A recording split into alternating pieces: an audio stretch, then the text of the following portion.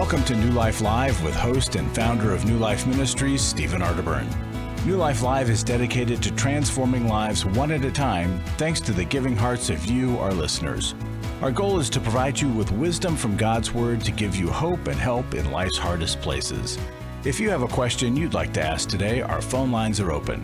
Call 1-800-229-3000. That number again is 1-800-229-3000. Now here's Steve. Hi, everybody. Welcome to New Life Live. So glad you're here today. Joining me, two folks that I think know what they're talking about. Isn't it amazing how many people don't? Okay, it's Dr. Sheri Keffer, Dr. Alice Benton, and guys, thanks for being here. So glad you're here on July the 7th. Time keeps marching on. I know. It's great to be with you both today. Yes, it is. Hi, everybody. You know, this is really a great time right here, kind of smack dab in the middle of summer. For somebody to say, okay, what do I want to get done, do, how do I want to grow before we crank things back up here in the fall? It's a really good time to take a look and be reflective. And so I'm going to ask you two, what do you think is the biggest excuse, the fatal excuse that people use, hang on to, and then they just don't do anything to make things better? Have any thoughts on that? Yes. I think I've tried everything already, and so there's nothing else. Now I'm just giving up, hands up in the air. Or I've tried that before, and it didn't work the last time, and so I'm not willing to try it again. And boy, does that keep us stuck when trying something new or doing the old thing in a different way could make all the difference in the world. Sheri, what are your thoughts about that? I think that's so good. I mean, it just, all those fatal excuses. I've tried everything. I've done that before. What do you think? So I agree with you, Alice. I think it's when we get to the point where we say there's nothing I can do about it, right? This just getting ourselves in the corner. Or it's his fault. It's her fault. So kind of that blame game, we begin to point the other finger. And you know what? Truly, it may be that other person's fault. They may have hurt you deeply, but as long as we keep my finger pointing at them, I am not focused on what I need to do and the choices I need to make. So it's very disabling. It actually hands our power right over to the perpetrator. If it's all their fault and there's nothing I can do about it, then I'm hopeless, I'm stuck, and that perpetrator maintains the authority, the power, and the one-up position over us. I agree, and that's not good. So add to that, Steve. Come on, you can do it. I'm just going to say this. Anybody that discovers the fatal excuse that they hang on to opens the world up to all possibilities. And, it is uncomfortable to be different. It's uncomfortable to lose weight and think about what that's going to be like, and you'd think it just might be the one thing you'd want if you were overweight, but it's uncomfortable. But I'll tell you what, when you step back and look at your life under your own power and your own direction, that's kind of uncomfortable too. And I just say to anybody, you've had enough pain doing things your way. How about a little surrender, a little humility, little willingness? You call us, we'll help you go through all those things. You call 1-800-NEW-LIFE and we'll help you figure that out. Now, you know what I'm doing at 5 o'clock Eastern time on Facebook Live? I'm going through the 12 steps for folks who have a little bit of a divorce there problem. You're getting over a divorce, or you're in the midst of it. I want to see you heal. I'd do anything I could to prevent it, because I'm going to tell you, it doesn't really make much better unless somebody you're married to is unfaithful and just wants no part of reconciliation. Divorce is very, very hard. Also, before we go to the break, I want to mention brand new book here, and it's by Dr. Henry Cloud and Dr. John Townsend. It's entitled Growth Has No Boundaries. How about that? And this book is just full of biblically based principles for change and for growth. It's really a theological foundation for the help that you need. 1-800-NEW-LIFE, gift of any amount, I'll send it to you. After I found the pornography on the internet, I said, you either get help or I have to leave this household. Every day, thousands of women discover their husband is struggling with sexual integrity. And since shelter-in-place orders have gone into effect, traffic to porn sites has skyrocketed. New Life's Every Man's Battle workshop can help. I believed that I could do it on my own. I just believed if I tried hard enough and pulled myself up hard enough by my bootstraps, I could do it. It was a battle that I'd had all my life. I had to get help. The Every Man's Battle workshop can be a trip to the sexual addiction emergency room. During this time of social distancing, the Every Man's Battle workshop will be held online Saturday, June 27th. Find sexual integrity, accountability, and connection. Register now to reserve a place at the Every Man's Battle online workshop. Call 1-800-NEW-LIFE. The single most helpful thing was to realize that I wasn't the weirdest guy on the planet. Call 1-800-NEW-LIFE. 1-800-NEWLIFE.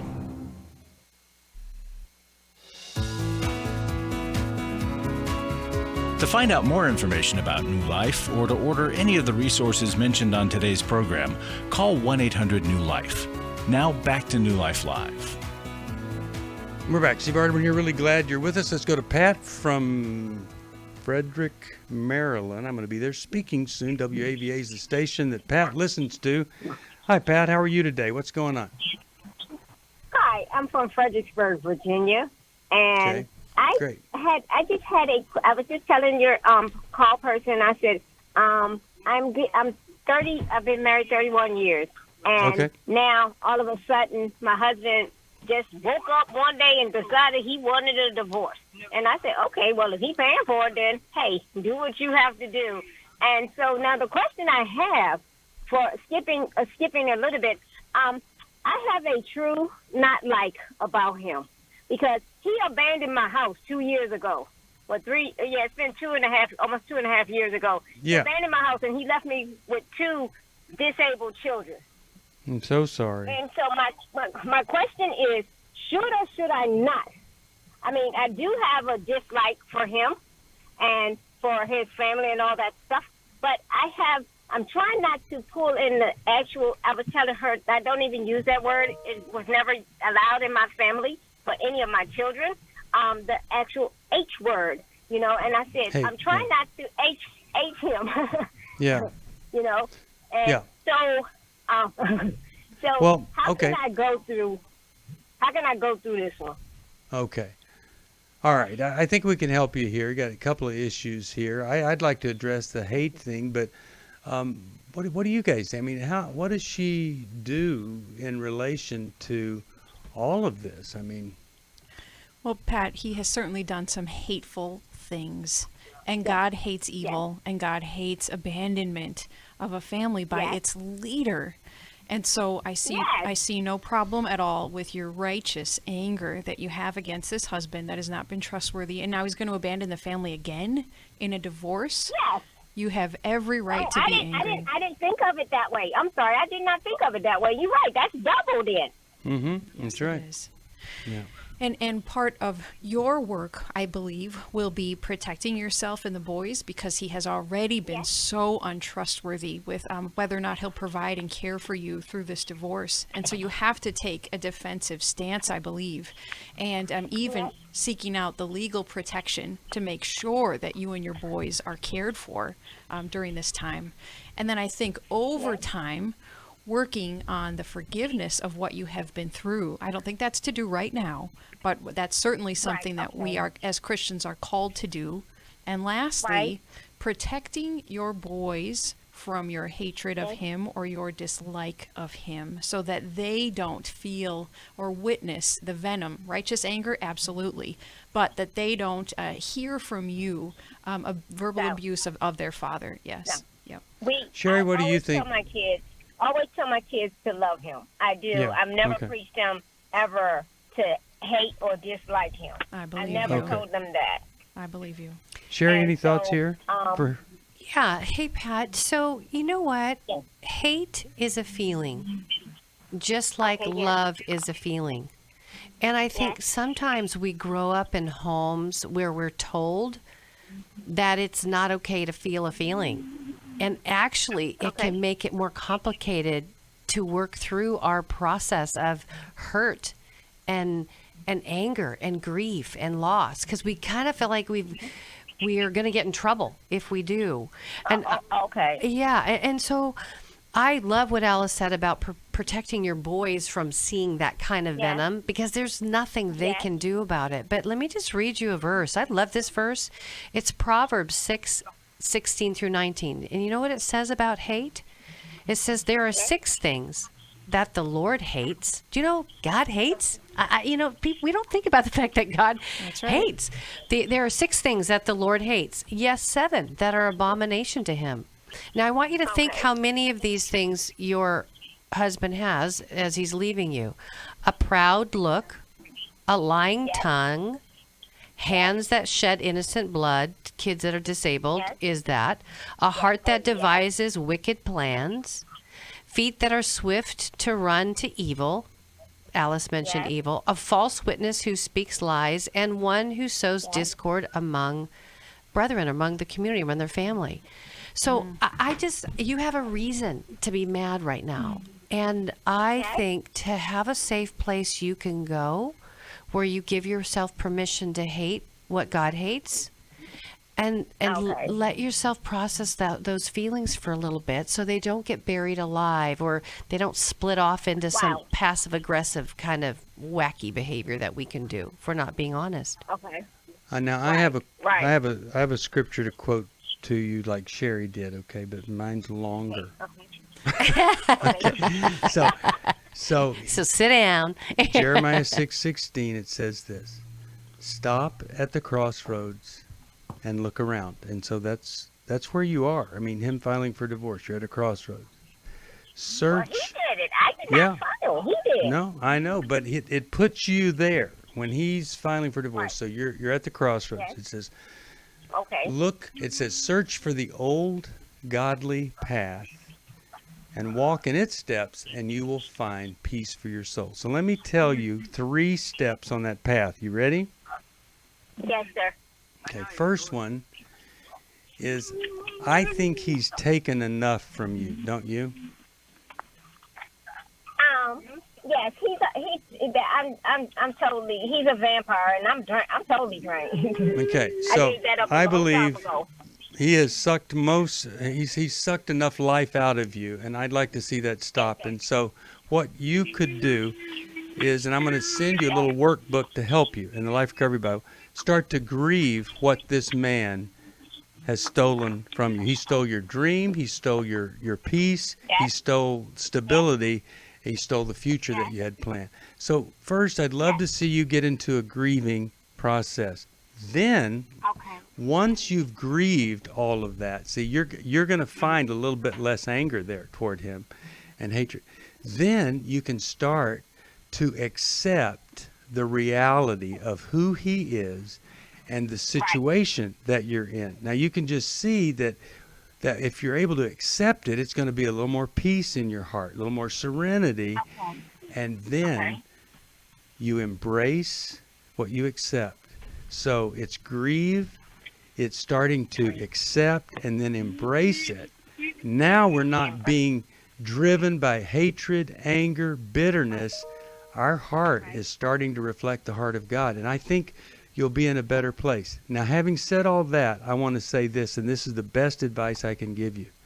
When a man is like this, we can talk spiritual and all, but here's what we really need to tell you. You need to have the best attorney you can possibly get, because you have 2 boys that need every financial benefit possible, and you deserve that. And so don't ever be talked into, oh, here, let's save money, we'll just work it out this way or that. You really need to get some good legal counsel for yourself, okay? Yes. Okay. Yes, 'cause, I mean, I got to take, everything was taken from me. Well, you get the right attorney. The right attorney will help you get that back, okay? Oh, okay. I'm telling you, that's what you have to do. This is not the time to be passive or to be agreeable or anything that he might kind of push you into in trying to manipulate you. Now, I'm going to send you this wonderful little workbook on grief and the Life Recovery Bible, and I'm going to ask folks to pray for you because you've got a really tough task with the 2 kids that have special needs, and here he is. I'm so sorry that this is the way it's turned out. You know, there's a biblical concept. It's called restitution. Yeah. And what it actually means in the Hebrew is to basically compensate one for the injury, compensate for what was stolen. Yeah. And sometimes as people, we don't put the teeth into getting a good attorney, or we don't think we have the right to do that. We kind of give up that. But restitution is a biblical principle to say you have a right in God's economy to be compensated for the harm that is happening to you. You really do. All right, let's go to Elaine, Nashville, first-time listener, caller. How you doing, Elaine? How's it going? Hi, sir. I am hanging in here. What is that? What did you say? I am hanging in here, and my question is that, sir, I am engaged. We live together, and we broke up. It's because of the kids get involved with our relationship. After we broke up, he did not talk to me. It's been since June 6th, and until now, he is not talking to me. I beg on him to talk to me so we can find a resolution to our relationship, that he will never say anything, but rather he will tell me that if... Okay, we're having a hard time but hearing he you. will never Elaine, respect Elaine, let me just ask you a question. Did you say that you had a problem because of his kids or something? Was that what you were saying, or is Yes. it? And what was that problem because of his children? The problem with his children is that she went to my job and she ran her mouth. And after that, I talked to my fiancé. Uh-huh. So my fiancé did not do anything. All he kept saying was, just let it be. Okay. So 3 All right. months later, Yeah. Go ahead. 3 months later, the daughter, the 28 years old, have a family of her own. She posted it in Facebook that she is living with my dad and using him. But the truth about that, sir, is that when we get engaged, my fiancé, he put me to a deed. And Okay. as soon as he did put me... Let me interrupt you here. I'm so sorry because I've got to get this out. What are you a believer, Elaine? What is your faith position here to start with? I am a believer. Okay. And so how did you end up living with him as a believer and just being engaged? How'd that happen? Did he arrange that or what? We talk each other because we're supposed to get married this year. Mm-hmm. So that's the thing that I made a mistake. I should get married and live together. Yes. Okay. But I acknowledge that. And Elaine, even though he's not communicating with you at all, are you still living with him? Yes, ma'am. We're still living together because I own the house. We both own the house. No. Okay. Well, there are so many things I would say about that, and I've said it before about living together and how, when you buy stuff together and then something doesn't work out, you kind of slide into marriage rather than making a healthy decision to get married. But let me just say this, Elaine. When a person has kids, it's always difficult when you marry someone with children. I mean, almost always difficult. When those kids don't like you, that makes it almost impossible to have a good marriage. Now listen to this part. When the fiancé, or then the husband, takes up for the kids and not for the spouse, when the spouse has done nothing wrong or hasn't been insensitive or whatever, I would say it's an impossible relationship. And the best advice that I can give you, one believer to another, you need to move out of that house or have him move out as soon as possible. And I really believe, unless he would be willing to undergo some really intense counseling about his whole life and how he's ended up here and why he would be engaged to somebody, wouldn't speak to them after they have a problem with one of his kids. the chances of him doing that are zero. But you've really got to get on with your life here. This is a horrible situation. Now, when we come back from the break, I'll let these two PhD women who are very wise give you some woman-to-woman advice. But that's how I see this, and I feel so badly for you. I want some good things for you, but I don't think it's going to be there. You're listening to New Life Live, 1-800. Well, 229-3000 if you want to join us on the program. We're live on Facebook Live. Also, 1-800-NEW-LIFE. Resources, how to support us, how to get support, our next intensive, all that is right there, or newlife.com. We love you. Did you know for over 31 years we've been helping people transform their lives? We love it. We're addicted to watching people transform. For most of my life, I've been dealing with an opiate addiction. Why is opioid addiction quickly becoming one of our nation's biggest killers? Maybe it's because it isn't only those who are addicted who are in denial. We did what I see so many parents do, is it can't be an addiction. There's something medically wrong. It's impossible to solve a problem when you don't know what you're up against, and families will try to find any explanation except the one that will put them on the right path. Alcoholism and drug addiction is a family disease. It doesn't affect just the individual. If someone you love is abusing painkillers, know what you're up against. It's time to admit it's addiction and seek treatment. Call us today at 1-800-NEW-LIFE. We have Christ-centered partner treatment centers around the country.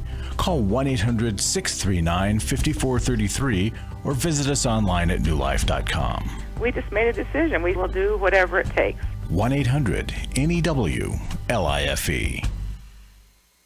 Hi, this is Steve Arterburn, and for 30 years, New Life has been the most trusted name in Christian counseling. I'm an addict, and I'm trying to get God in my life again. You seem to be able to get to the crux of a problem quickly. Our Christ-centered treatment programs can help you break free to embrace all that God has for you and your family. I just want to thank you guys for bringing me to a relationship with Jesus. There really is help for marital problems, depression, addictions, panic attacks, and feelings of hopelessness. I came back with so many tools to help me prepare myself to fight this struggle and this battle that I have every day. You can start living again today, living the life God intended for you. Help is available at 1-800-NEW-LIFE. They did care, and they did follow up very lovingly, and it made all the difference in my life. Call us at 1-800-NEW-LIFE. Someone who cares is waiting at the other end of the phone. God can open the door to a better tomorrow right now. Just call us at 1-800-NEW-LIFE. 1-800-639-5433.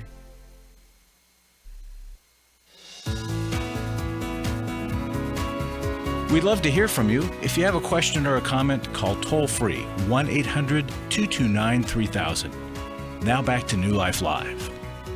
We're back. We're talking with Elaine, and I'm just feeling so sad for her, the situation that she's in. And now we're just going to have these two doctors of psychology talk with her, Dr. Alice Benton and Dr. Sheri Keffer. So what do you guys think? How can you help her? So, Elaine, how fresh is his divorce? When did he get a divorce? 10 years. That's what he said, 10 years. Okay, and when was the last time he was in a serious relationship? That I know of is me. Okay, so he hasn't dated anybody for 10 years? Doctor, I don't really know if he's telling me the truth, because when I decided to get engaged with him, I asked him the things that I needed to know. And he said he do not have in a relationship ever since that he was divorced. Wow. Don't you think that's a little odd?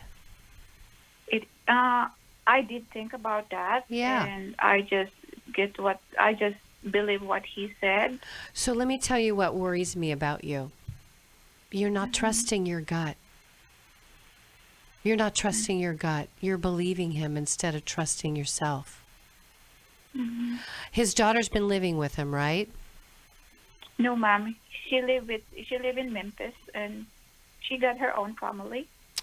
There's some information you don't have, right? Why would a grown daughter who has her own family, come to your workplace, right, or come and yes, ma'am, and confront you? Now, doesn't that seem like, what does your gut say about that? Does that feel good in your gut or bad in your gut? It was bad, because I just saw her twice, and then she went to my job, and I was not working that day because of my day off. She said, "Oh, she is my daddy's fiancée," and I don't know what else did she say. Right. But as soon as my coworker told me about it, I was so stunned. Of course. I mean, that's an invasion of boundaries, right? I mean, so this is what worries me about you. He's not been talking to you for 20 days. Almost a month. Yeah. And you're living in the same house. Yes, and you're not listening to your gut. What is it about you that wants to stay with this guy? After he's broke the engagement, his daughter violates your boundaries. It's called stonewalling. He's stonewalling you. Like, I feel like you're a little bit in fantasy, and you want this relationship so bad that you're ignoring some very clear signs, like warning signs. Like, there's stop signs, there's yield signs, there's dangerous curve, there's don't go off the cliff if you turn right. All this stuff is happening, but you are in your car and you're ignoring those. Mm-hmm. The thing about it is that why I'm still here, because we both own the house. Right. So guess what? You know what you do? I'll give you the solution. You put it on the market today. You sell it and you get out of it with your life. And I just want to say this. Mm-hmm. If you lost every bit of the down payment that you put into it yourself, but you did something out of self-respect, honoring God, doing the tough thing, you would never, ever regret that. Now, of course, I don't know how much money you put into the house, things like that, but I'm telling you, I would not have used the excuse, we bought this together, as a reason to stay with this kind of situation. It's horrible, and it's very demeaning to you, and you need to value yourself enough that you make some good decisions. I'm going to send you Take Your Life Back, because in there it's really encouraging you to value yourself enough to decide to do things based on, I am a worthy, valuable woman, human being, not this is all I deserve. You're not trapped, and I'd rather have no money than to be an accomplice to what this man is doing to you. It is so abusive. Alice, any final statement here? The price that you would pay, Elaine, if you stayed because of all that's invested in the home and the time you've invested in this man, you will pay a much greater price than the embarrassment and probably some humiliation on selling the house and leaving now, but you will save yourself in the long run. I'm so glad you called. I'm going to send you this book. I think you'll really like it. Take Your Life Back. Glad you called. Let's talk to Lucy from Atlanta, Georgia. She listens on a podcast. Hi. How are you? Hi. What's going on? I'm fine. So last week, my husband went into my son's bedroom, and he looked visibly afraid. When my husband asked him about it, he said that he was afraid that it was possible that everyone around him was not real, that that all of us were not humans, and he was the only human there, and it was kind of part of some larger experiment. My husband brought him to me. I was in another room. We talked some more and tried to get some more detail. He didn't have a lot of specifics. I was asking, are we robots? He didn't know. But I think it seemed like at one point this thought occurred to him, and because he was unable to disprove it, he couldn't shake it. And so he actually was literally afraid. He's mentioned other fears in the past. He's 12. Other fears in the past, of dying, over time, but nothing along this line. He's pretty much, he's cheerful. He's not morose, but he told me that these kinds of fears come over him in bouts. Okay. So that happened last week. Quick question for you. We have to go to a break. Yep. We have to go to a break, so I got to ask you a quick question. About how many hours a day is he on screens? Just curious. He doesn't go. He's only on screens during the weekday to do his schoolwork. He only has the opportunity to go on screens on the weekends when he plays his Xbox. Helpful to know. All right. We'll give you some help right after this. Really sorry for what he's going through, and so glad that you called. 1-800-NEW-LIFE. If you need some help, we're right there for you. We want to help you. After I found the pornography on the internet, I said you either get help or I have to leave this household. Every day, thousands of women discover their husband is struggling with sexual integrity. And since shelter-in-place orders have gone into effect, traffic to porn sites has skyrocketed. New Life's Every Man's Battle Workshop can help. I believed that I could do it on my own. I just believed if I tried hard enough and pulled myself up hard enough by my bootstraps, I could do it. It was a battle that I'd had all my life. I had to get help. The Every Man's Battle Workshop can be a trip to the sexual addiction emergency room. During this time of social distancing, the Every Man's Battle Workshop will be held online Saturday, June 27th. Find sexual integrity, accountability, and connection. Register now to reserve a place at the Every Man's Battle online workshop. Call 1-800-NEW-LIFE. The single most helpful thing was to realize that I wasn't the weirdest guy on the planet. Call 1-800-NEW-LIFE. 1-800-NEWLIFE. Hi, this is Steve Arterburn, and for 30 years, New Life has been the most trusted name in Christian counseling. Your ministry has saved my life. If you struggle with emotional hurt, family or marriage problems, the pit of depression, or the pain of addictions, we can help. I'm down 100 pounds now from what I was. You guys are awesome. You're a blessing to America. Our treatment programs provide clinically appropriate solutions from licensed professionals, all in a biblical framework. I have had problems with alcohol. I think God has ordained this place to be His. You don't have to be a prisoner of your pain. Help is available at 1-800-NEW-LIFE. She tells me that I'm a new man, and I feel like a new man. It worked for me, and it can work for them too. This time it is different. If you're ready to take the first step toward genuine spiritual and emotional healing, please call us today at 1-800-NEW-LIFE. God can open the door to a better tomorrow right now. Call 1-800-NEW-LIFE. That's 1-800-639-5433. We're glad you joined us for New Life Live. To be a part of the program, call 1-800-229-3000. Now back to New Life Live.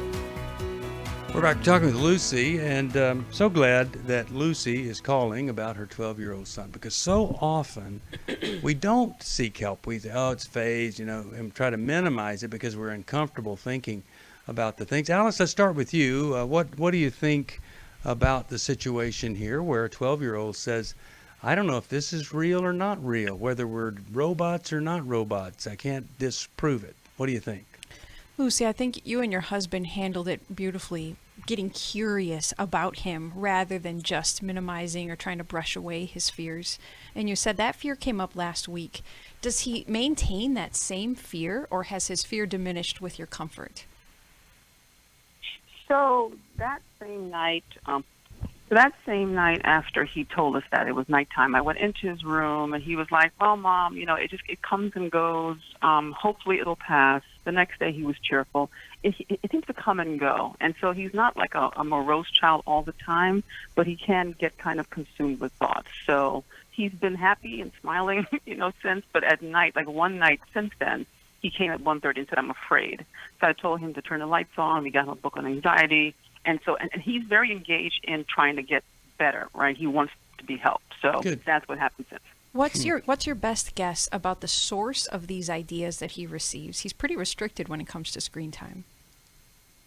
He reads a lot of fantasy books and CIA books and spy books. He's very big into reading. He tends to read at night. I think he gets scared at night. So I think that's what the source is. He also has dealt with lots of change lately. His grandmother just died. We just moved. He changed schools in the middle of the year. So a lot of things have happened. So he seems ripe for anxiety to really blossom with the reading material and all those changes he's going through. And perhaps he already has a tendency to anxiety, but this can really bring it to the surface because of the combination. We were just talking on the break about some of the books our children get their hands on that on the surface seem pretty benign, and yet when we get into the pages of them, it's frightening what our kids can be exposed to, even in the form of a book. And so I want you and your husband to consider limiting his access to those books and really screening what he's writing. And you may have to get him off that genre altogether for the time being because of how it's affecting him. Yeah. Sounds like he's got a pretty high IQ, and boy, you can just take a little concept out of one book. And shame on us for thinking that, well, if you're off screens, everything's going to be great. Books have an influence. on people. Sheri, you have a comment here? Yeah, I do. So, Lucy, you said this has been going on for a bit, right? And it seems kind of cyclical. It's just kind of getting worse. Yeah. The thing. Yeah, he actually said that he's had concerns since he was 7, but Yeah. now it's kind of crystallized at this age. So you know what I'm thinking of, and I can't diagnose right over the radio here, but I would like you to meet with a psychiatrist, and let me tell you why. If your son has a brain condition that's called bipolar disorder, there can be during the mania stages, there can be like grandiose delusions. During the depressive phase of bipolar, there can be paranoia. And it's interesting when somebody has it because their brain cycles through, and it's not something he's doing. It's something his brain's doing. It's going to a peak of mania and then a pit of sad. And so paranoia and delusions can come because when he's looking at you like robots, I thought this might be biological, right? I mean, it might be something he's reading, but if there's an organic component to it, you definitely want to rule that out. Mm-hmm. Okay. Got it. Yeah, I'm so glad Got you it. called, Okay. and I really want. Let me send you this "How We Love Our Kids" book with Mylan and Kay, and I'm going to do this too. I'm going to send "How We Love" because I think that'll give you some even greater insight in how to connect and really build a firm foundation with him as he's going through all of this. So glad, and I really agree with this. This is the time, not later, to get the best help that you possibly can. Larry Sonnenberg is in the studio, and he has helped us help a lot of people get the help that they need. Larry, what do you have for us today? Steve, we have a marriage workshop coming up the end of the month online. And I was thinking about how people look through the lens of what we say when we're reading these testimonies. And I've got a real brief story, and I want you to, if you have given to the ministry, you're a part of this story, and you've made this couple's life a lot different. And if you haven't given, you could, and wouldn't it feel good to be a part of something like this? A young couple came to one of our marriage events, and they got up at the end of the workshop and got up on stage to share what this workshop was. And I remember her saying, last night was the first night we had a conversation where we were not yelling at each other or blaming one another for something. And they had already had a child, so they've been married maybe a year and a half. But can you imagine a relationship that's gone for years and they never had a conversation where they were yelling and blaming? Well, Larry, the point of that is that's a really crummy, horrible relationship. And then within just a 3-day period there, well, actually it was just 2, they were able to have a great conversation. Yeah. And that was the beginning. So that's what we love to see, that kind of transformation. It's so interesting, Larry, as you say that, because we don't know what we don't know. And this couple didn't know until they knew that weekend, and then they practiced it, and it changed everything. And so if you're listening and you've got some dynamic that's going on, it may be about the fact that you don't know what you don't know, and that weekend can help you change everything. And what brought that to mind specifically was a conversation yesterday with a person that didn't know our ministry that was investigating it for a friend. And she was asking about our workshops, and I told her, and I told that story. And it's so indicative of what New Life is. Yeah. I mean, New Life is just helping people see God's truth and how to deal with things without yelling and screaming at one another. Mm-hmm. Yeah. So good. It's so amazing that we get to see and be part of these things. And when you support us, you're part of that also. And I hope you feel it. I've talked to folks who give to us, and they really do. They've said to me, I feel like we're in this together, and we really are, and we can't do it without you. And we're featuring this book, John and Henry, Growth Has No Boundaries, by John Townsend, Henry Cloud. And we'll give that to you, a gift of any amount, and your gift will be matched. And we love that. Anything else you want to say, Larry? No, just a lot of thank yous for people who have been giving and those that are giving to the match and created the match. Just thank you. We can't do it without you. Yeah. All right. So glad that we have these folks that have been our partners for all these years. So grateful to you, and just hope and pray that anybody that supports us feels like you are a full partner. Let's go to Paul, Washington, D.C., WAVA. Hey, Paul, how are you? Yes, hi, great. How are you all? I'm a Club New Life member, and you guys are like family. I appreciate all you do. Paul. Thank you so much. Yeah. So my son is in a really tough situation. I should say our son, my wife and I. He believes that he's a transgender. He's 20. He believes that he's a transgender and wants to be a female. He hates everything male about himself. He has extreme anxiety, and he said this has existed as long as he can remember. I said, well, what does that extend back to? And he said middle school, somewhere around 7th grade or so. Mm-hmm. And there's some other complicating factors. He has autism spectrum disorder, and specifically used to be called Asperger's, high-functioning autism, very strong intellectually, very weak social skills, poor communication. I suspect, and I have nothing specific to go on, that he was sexually abused by the father of a friend of his on a sleepover. He's denied that anybody touched him appropriately or abused him in any way. Right now, he can't work. He can't go to school. He basically he's a recluse in his room, and he said he's suffering with this transgender desire.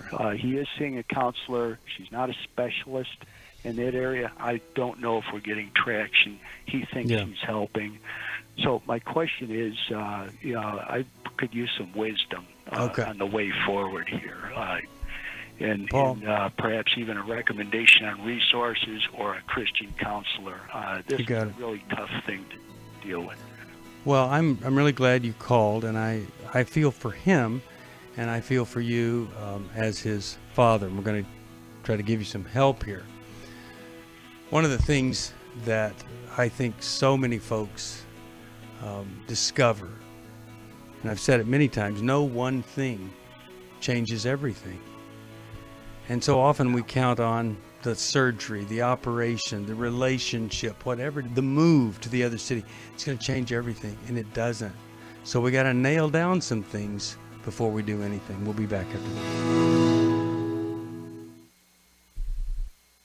For most of my life, I've been dealing with an opiate addiction. Why is opioid addiction quickly becoming one of our nation's biggest killers? Maybe it's because it isn't only those who are addicted who are in denial. We did what I see so many parents do, is it can't be an addiction.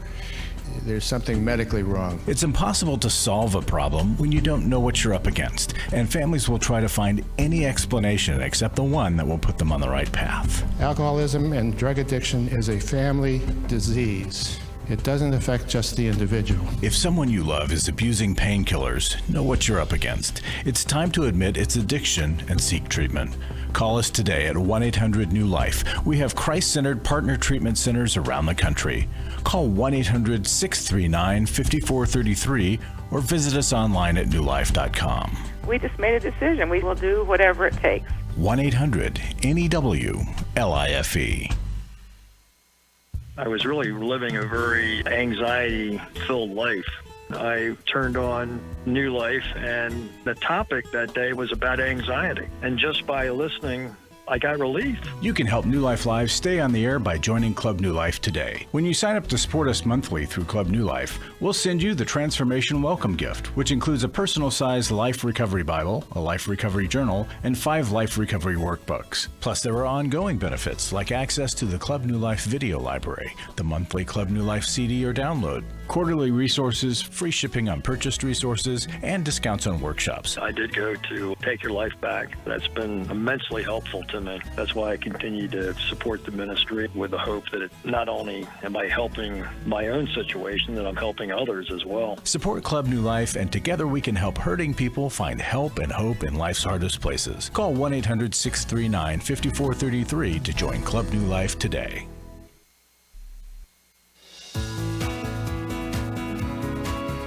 To find out more information about New Life or to order any of the resources mentioned on today's program, call 1-800-NEW-LIFE. Now back to New Life Live. We're back. Steve Arterburn here. Paul, before I'll start with Alice and then we'll go to Dr. Sheri, but I just want to say this.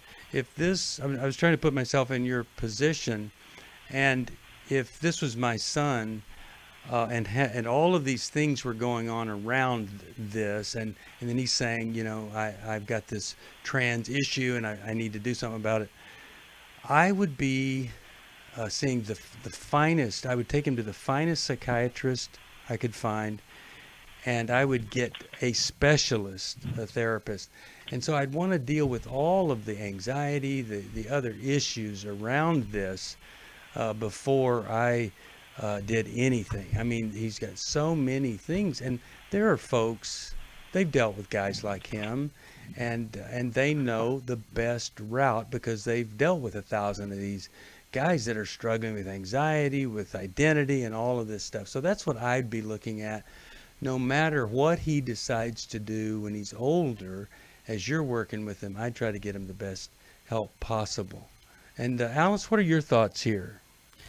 Paul, your situation is heart-wrenching, and you must feel so powerless about how to help your son. And yet I praise the attempts that you have made to suspect abuse and ask your son about it, even though you got a denial. I think that was a very wise and brave question, risky question to ask.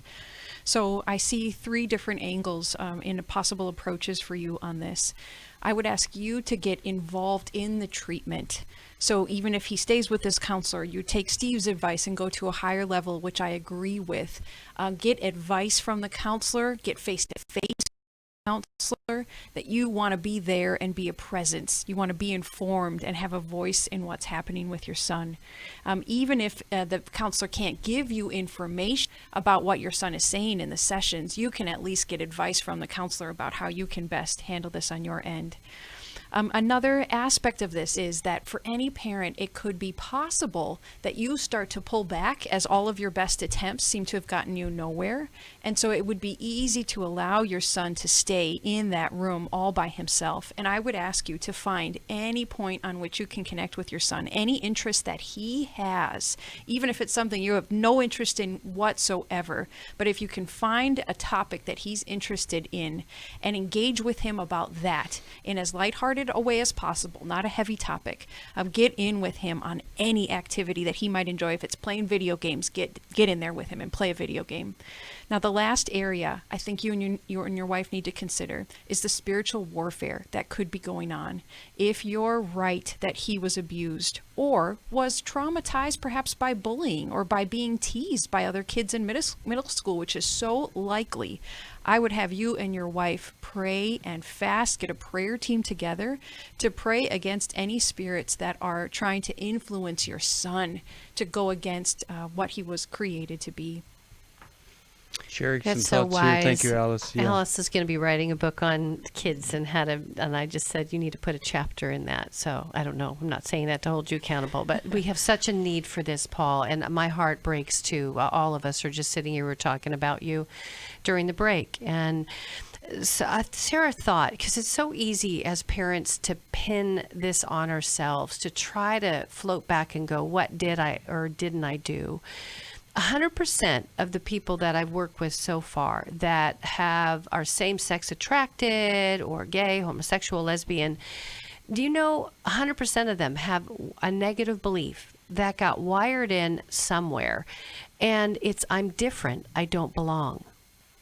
And I'm imagining as a young man who was on the spectrum, right, who had autism but then high-functioning Asperger's, bless his heart, he felt like he didn't fit.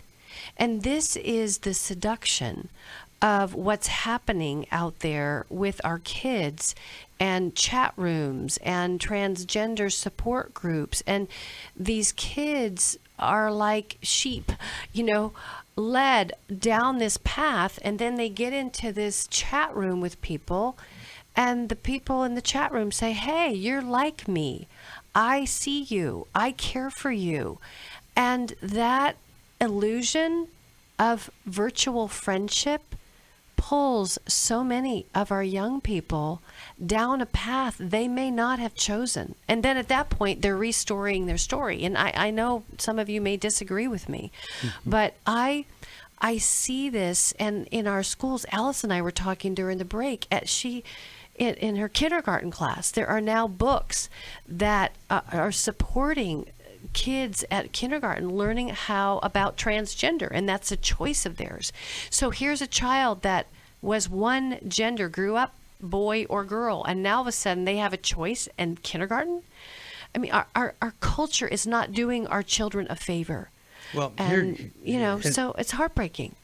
When I'm talking with a good friend over at Focus, Jim Daly, he was talking about this secular research that shows that when there are gender identity issues, if the child were left alone, here's the secular research, 85% of them settle in, and you could say self-correct, or they're no longer having those kinds of struggles and insecurities.